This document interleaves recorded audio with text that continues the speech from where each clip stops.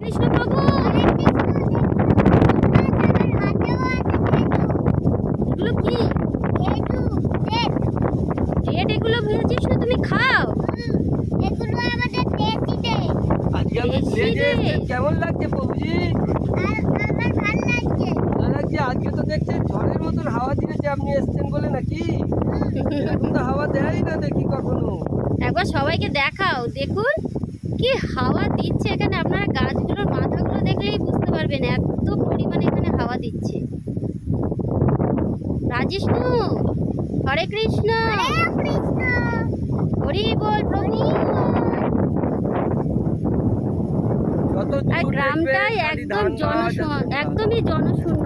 একদম অল্প কয়েকটা ঘরবাড়ি রয়েছে, প্রায় জনশূন্য বললেই চলে। আপনারা আসুন, দেখে যাবেন, খুব ভালো।